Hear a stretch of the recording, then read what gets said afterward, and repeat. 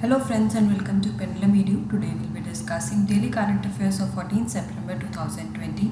So guys, quickly join this session and also try to add more and more people to this session. And those who have not subscribed to our channel Pendulum Edu, please subscribe it and do not forget to press the bell icon to receive notifications. You can also join on our Telegram channel.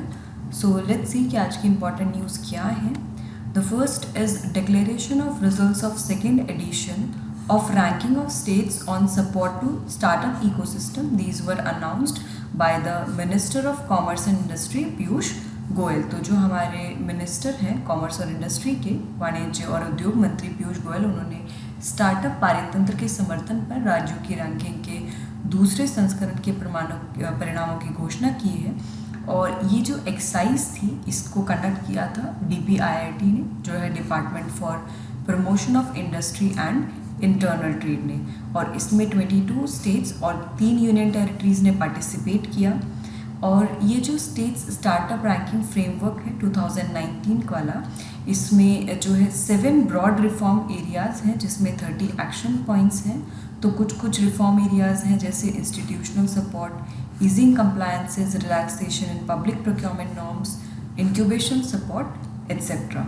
अब इसमें जो ये ranking है, इस ranking की process को ease करने के लिए यहाँ पे जितनी भी स्टेट्स और यूनियन टेरिटरीज़ हैं इसको 2 ग्रुप में डिवाइड किया गया है.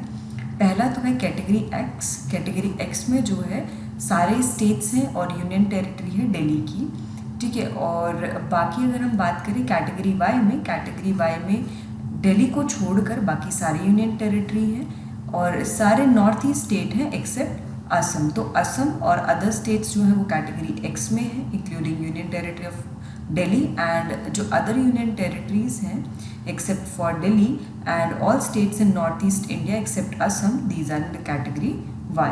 अब हम इसके रिजल्ट्स देख लेते हैं. पहले तो कैटेगरी वाइज देख लेते हैं, फिर हम on the basis of this broad reforms फिर हम देखेंगे रिजल्ट्स क्या रहे हैं. तो यहाँ पर ये रिजल्ट्स 2019 के थे जो कि सेकेंड एडिशन है. तो यहाँ पर कैटेगरी एक्स में, यानी कि जहाँ पर यूनियन टेरिटरी ऑफ दिल्ली और बाकी स्टेट्स हैं वो कैटेगरी एक्स है. तो इसमें बेस्ट परफॉर्मर गुजरात रहा है. टॉप परफॉर्मर्स में कर्नाटका और केरला रहे हैं. लीडर्स बिहार, महाराष्ट्र, उड़ीसा, राजस्थान रहे हैं. एस्पायरिंग लीडर्स कैटेगरी में हरियाणा, झारखंड, पंजाब, तेलंगाना एंड उत्तराखंड. और इमर्जिंग स्टार्टअप इकोसिस्टम्स में Andhra Pradesh followed by Assam, Chhattisgarh, Delhi, Himachal Pradesh, Madhya Pradesh, Tamil Nadu and Uttar Pradesh. तो कैटेगरी के अंदर भी उन्होंने जो परफॉर्मेंस है डिफरेंट स्टेट्स एंड यूटीज़ का, उसको जो है best performer, top performer, leader, aspiring leaders और इमर्जिंग स्टार्टअप इकोसिस्टम्स की फॉर्म में उसको रिप्रेजेंट किया है. कैटेगरी वाई की हम बात करें तो इसमें जो बेस्ट परफॉर्मर है वो अंडमान एंड निकोबार आइलैंड रहा है. कैटेगरी वाई में क्या था, कैटेगरी वाई में सारी यूनियन टेरिटरीज थी एक्सेप्ट फॉर दिल्ली एंड और जो भी नॉर्थ ईस्ट के स्टेट्स हैं वो सारे शामिल थे एक्सेप्ट फॉर असम. और लीडर चंडीगढ़, एस्पायरिंग लीडर में Nagaland and emerging startup ecosystems में मिजोरम एंड सिक्किम.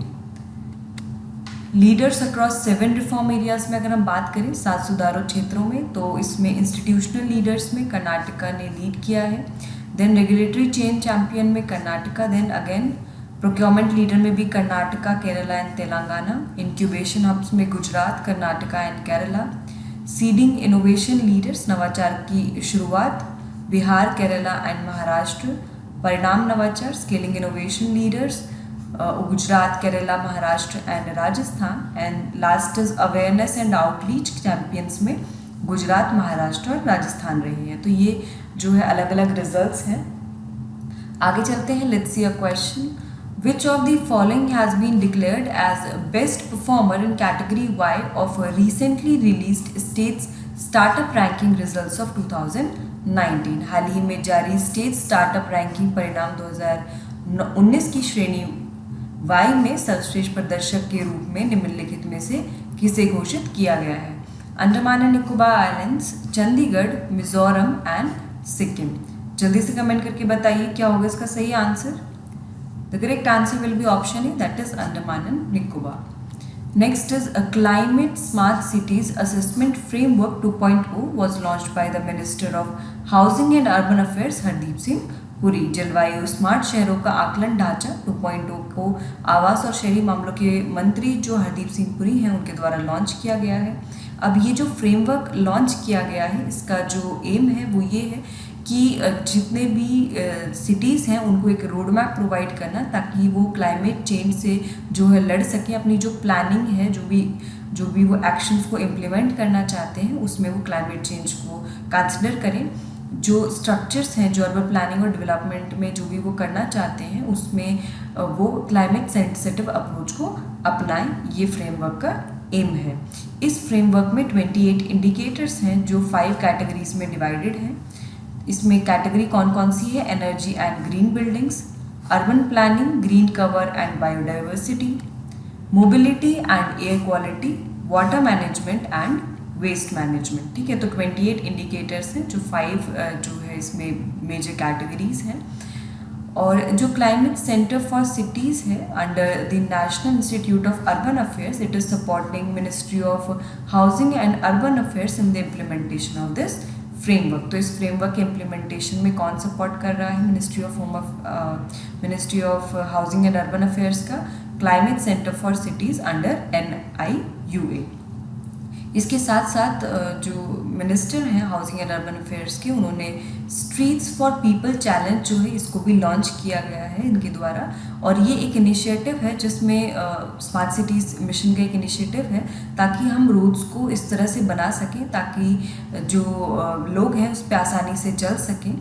सिटीज़ को हम वॉकिंग फ्रेंडली स्ट्रीट्स बनाएं और इसके लिए जितने कम जो है इसमें कॉस्ट लगेगी, जितना इनोवेटिव मेथड हो सकता है उसी के लिए चैलेंज जो है वो लॉन्च किया गया है।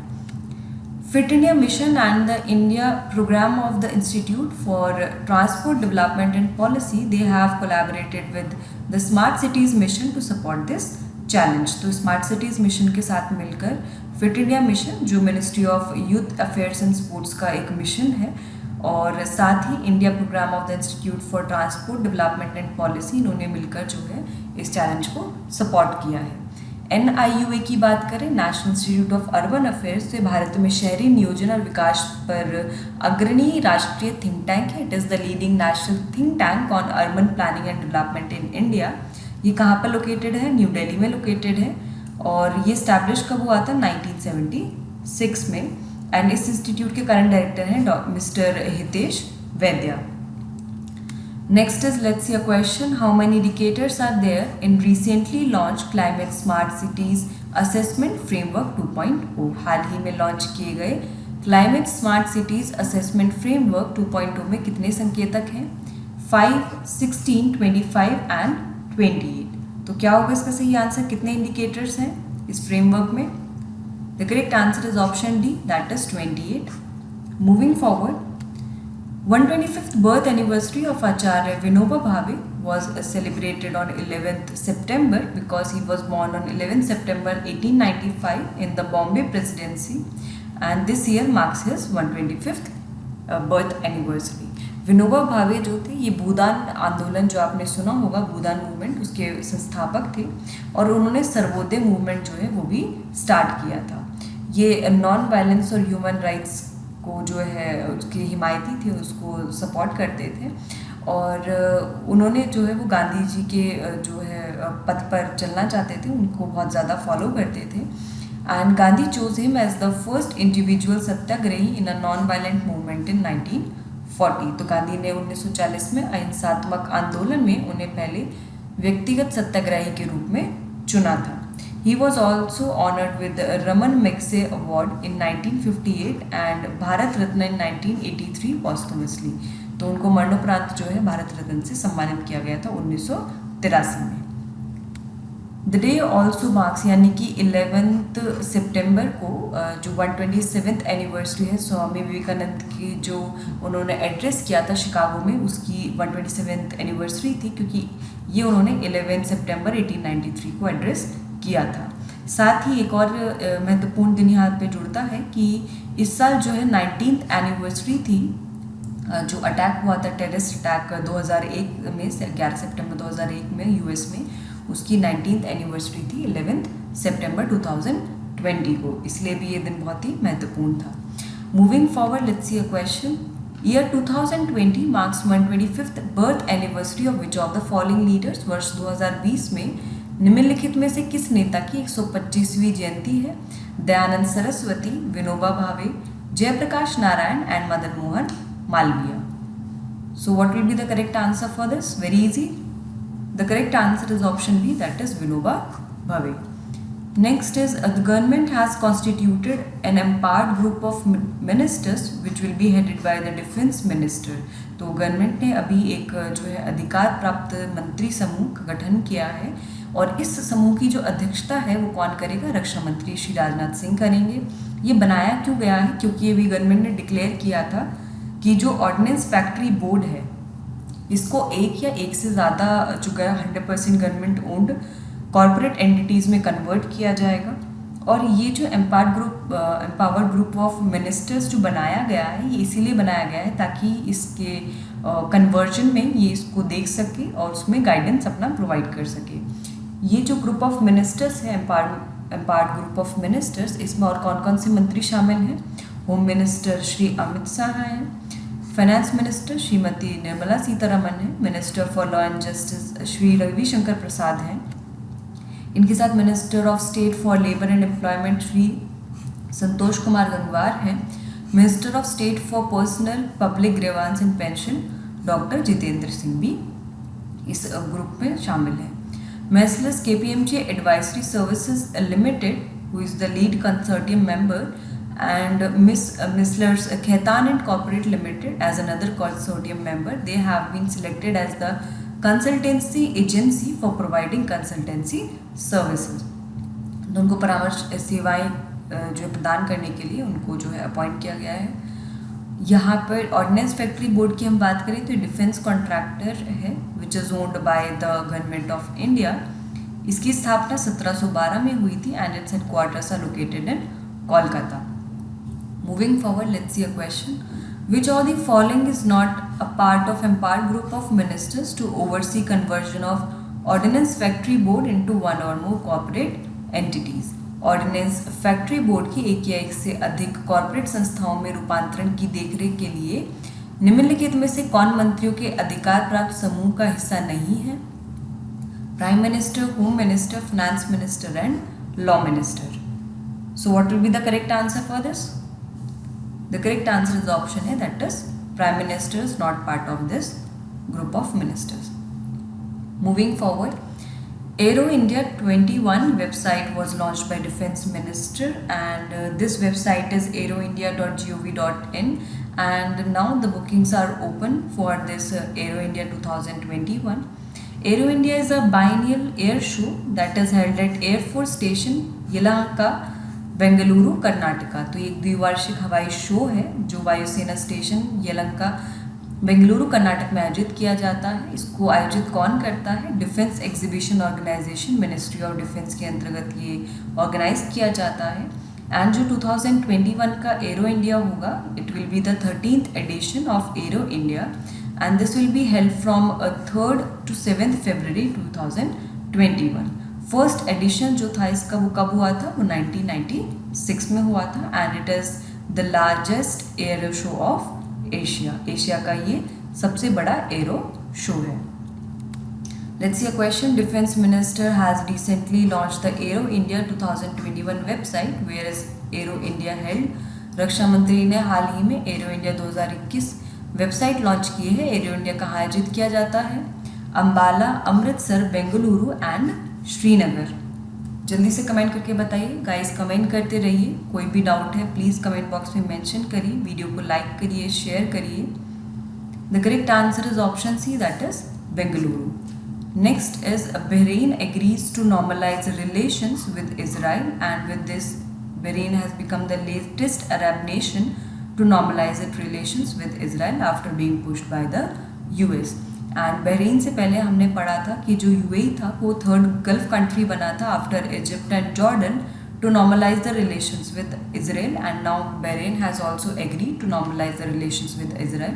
तो बहरीन भी अब इजराइल के साथ जो है संबंधों को सामान्य बनाने के लिए सहमत हो गया है और जो तीनों लीडर हैं यूएस, इजराइल और बहरीन के, उन्होंने 3 तरफा फ़ोन कॉल किए और एक संक्षिप्त 6 पैरा संयुक्त बयान जारी किया। बहरीन की हम बात करें तो ये कंट्री है पर्शियन गल्फ में, इसकी कैपिटल है मनामा, करेंसी है इसकी बहरीनी दिनार, एंड यहाँ पे जो प्राइम मिनिस्टर हैं वो हैं खलीफा बिन सलमान अल खलीफा। यहाँ पे आप लोकेशन देख सकते हैं बहरीन की, this is the location of Bahrain, and इसके आसपास कतर लोकेटेड है, then Saudi Arabia is located near to this country. Moving forward, let's see a question. Which of the following Arab nations has recently normalized relations with Israel? निम्नलिखित में से किस अरब राष्ट्र ने हाल ही में इजराइल के साथ संबंध सामान्य किए हैं? Algeria, Egypt, Iraq and Bahrain. So what will be the correct answer for this? Very easy. The correct answer is option D, that is Bahrain. Next is a United Nations Day for South-South Cooperation is celebrated annually on September 12, and this day is celebrated to mark the adoption of the Buenos Aires plans of action for promoting and implementing technical cooperation among developing countries in 1978. तो 1978 में विकासशील देशों के बीच तकनीकी सहयोग को बढ़ावा देने और कार्यान्वित करने के लिए Buenos Aires plan of action को अपनाने के लिए ये जो दिन है दक्षिण सहयोग के लिए संयुक्त राष्ट्र दिवस ये मनाया जाता है. United Nations day for south south cooperation it celebrates economic, social and political developments made by the regions and countries of the south. ये हाईलाइट करता है यूएन के एफर्ट्स को to work on technical cooperation among developed countries. इसकी theme क्या है इस वर्ष की? Pathways towards the SDGs through the south south solidarity beyond कोविड-19. तो कोविड-19 से परे दक्षिण एकजुटता के माध्यम से एसडीजीज की ओर जाने वाले रास्ते, ये इसकी थीम है 2020 की. चलिए हम लोग इससे जुड़ा एक प्रश्न देख लेते हैं. In which year was Buenos Aires plan of action for promoting and implementing technical cooperation among developing countries adopted? विकासशील देशों के बीच तकनीकी सहयोग को बढ़ावा देने और क्रियान्वित करने के लिए ब्यूनोस एयर्स योजना को किस वर्ष अपनाया गया? 1978, 1979, 1980 and 1981. So what will be the correct answer for this? The correct answer is option A, that is 1978.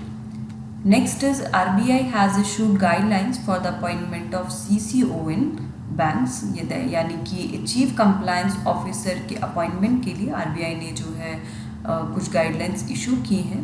The guidelines say that banks should have a compliance policy approved by the board and reviewed at least once in a year. दिशा निर्देश कहते हैं कि बैंकों को board द्वारा अनुमोदित अनुपालन नीति और एक वर्ष में कम से कम एक बार समीक्षा की जानी चाहिए. As per the guidelines, banks should appoint chief compliance officer for a minimum fixed tenure that should not be less than 3 years. तो कम से कम 3 साल के लिए जो है चीफ कंप्लायंस ऑफिसर को अपॉइंट किया जाना चाहिए बैंक्स के द्वारा. Guidelines also provide eligibility criteria for the appointment of CCO. तो इसमें दिया हुआ है कि CCO के अपॉइंटमेंट के लिए कुछ एलिजिबिलिटी क्राइटेरिया, दैट इज़ कि उसको 15 ईयर्स का एक्सपीरियंस होना चाहिए बैंकिंग या फाइनेंशियल सर्विसेज में, और इन 15 सालों के एक्सपीरियंस में 5 साल का जो एक्सपीरियंस है वो किसी भी फंक्शन में होना चाहिए जो गाइडलाइंस में दिए हुए हैं. The experience should be in audit, finance, compliance, legal, risk management functions. और गाइडलाइंस के अकॉर्डिंग बैंक को रिपोर्ट करना चाहिए कोई भी अपॉइंटमेंट, ट्रांसफ़र या रिमूवल होता है CCO का, उसको बैंक्स को इमीडिएटली रिपोर्ट करना है to the department of supervision in RBI central office in Mumbai. The selection of CCO should be based on a well-defined selection process and the recommendations made by the senior executive level selection committee constituted by the board for this purpose. CCO का चयन एक अच्छी तरह से परिभाषित चयन प्रक्रिया के थ्रू होना चाहिए और इस उद्देश्य के लिए बोर्ड द्वारा गठित वरिष्ठ कार्यकारी स्तर की चयन समिति द्वारा की गई सिफारिशों पर ये सिलेक्शन जो है आधारित होना चाहिए. Let's see a question. As per the recently released guidelines of RBI, minimum fixed tenure for a chief compliance officer should not be less than dash. RBI के हालिया जारी दिशा निर्देशों के अनुसार एक मुख्य अनुपालन अधिकारी के लिए न्यूनतम निश्चित अवधि से कितने वर्ष से कम नहीं होनी चाहिए? 2 years, 3 years, 4 years and 5 years. So what will be the correct answer for this? The correct answer is option B, that is minimum 3 years should be there. Next is Swami Agnivesh. He recently passed away at the Institute of Liver and Biliary Sciences in New Delhi, and he served as the MLA and Cabinet Minister for Education in Haryana. उनको जो अपने बंधुआ मजदूरी और शराबबंदी के खिलाफ अपने कामों के लिए जाना जाता है, और उन्होंने 1981 में बंधुआ मुक्ति मोर्चा या फिर बॉन्डेड लेबर लिबरेशन फ्रंट जो है उसकी स्थापना की थी, founded that Bandhua Mukti Morcha.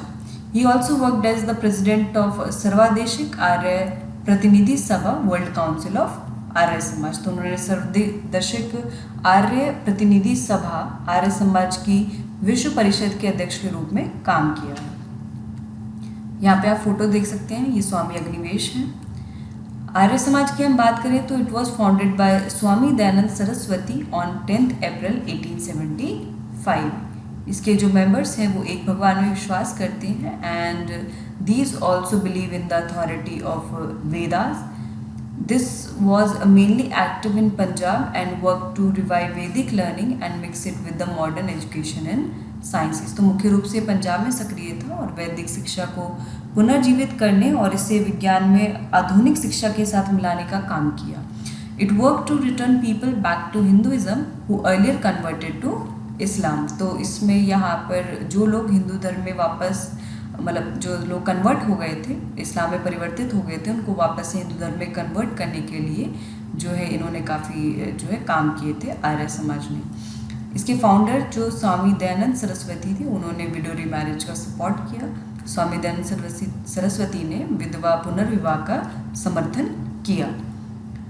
Question देख लेते हैं. In which year did Swami Dayanand Saraswati found Arya Samaj? Swami Dayanand Saraswati ने आर्य समाज की स्थापना किस वर्ष की थी? 1828, 1873, 1875 and 1890. So what will be the correct answer for this? Guys, keep commenting the correct answer. The correct answer is option C, that is 1875. और फ्रेंड्स जो लोग SSC CGL टायर 2 की प्रिपरेशन कर रहे हैं तो उनके लिए जो है हम लोग ने टेस्ट सीरीज़ जो है लॉन्च की है. सो वो लाइव है टेस्ट सीरीज़, आप उसको जाके ज्वाइन कर सकते हैं. उसमें सेपरेटली मैथ्स की अलग है, इंग्लिश के लिए अलग है, एंड अगर आप कंबाइंड लेना चाहते हैं तो वो भी अवेलेबल है पैकेज. तो आप जाके उसको एक बार ज़रूर देखिए. वहाँ पे एक मॉक टेस्ट भी डला है, आप उसको अटेम्प्ट करके देखिए और टेस्ट सीरीज़ को ज्वाइन करिए, क्योंकि आपकी प्रिपरेशन तभी मजबूत होगी जब आपकी टेस्ट सीरीज़ अपने इवैल्यूएशन के लिए ज्वाइन करते हैं. चलिए हम लोग आगे चलते हैं. Next is methane hydrate deposits in KG basin richer source of biogenic methane. KG basin में जमा मीथेन हाइड्रेट बायोजेनिक मीथेन का समृद्ध स्रोत है.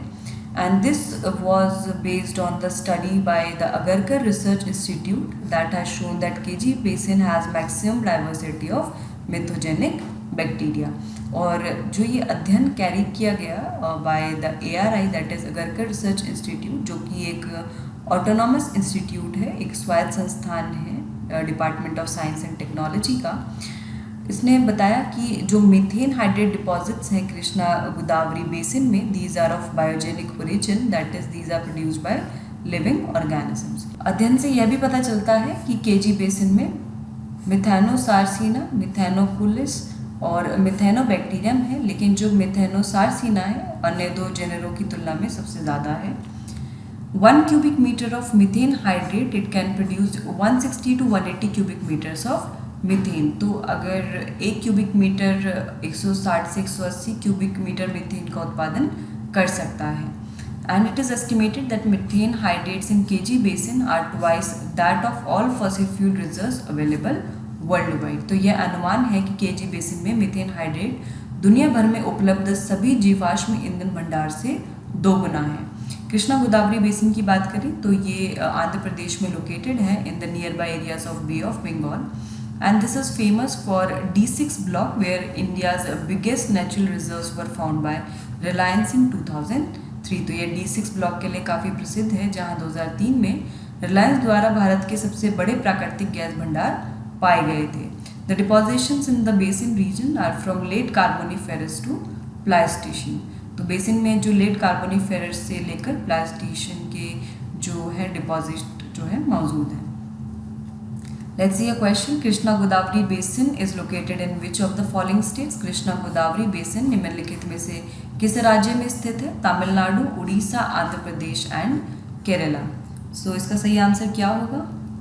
The correct answer is option C, that is Andhra Pradesh. So friends, here we have covered the daily current affairs and related questions. I hope आप रोजाना daily current affairs follow कर रहे होंगे और बहुत कुछ आपको सीखने को मिल रहा होगा. इसी तरह हमारे साथ जुड़े रहिए, वीडियो को लाइक करिए, शेयर करिए. कोई भी सजेशन है आप कमेंट बॉक्स में लिख सकते हैं. फिर मिलते हैं. Thank you so much.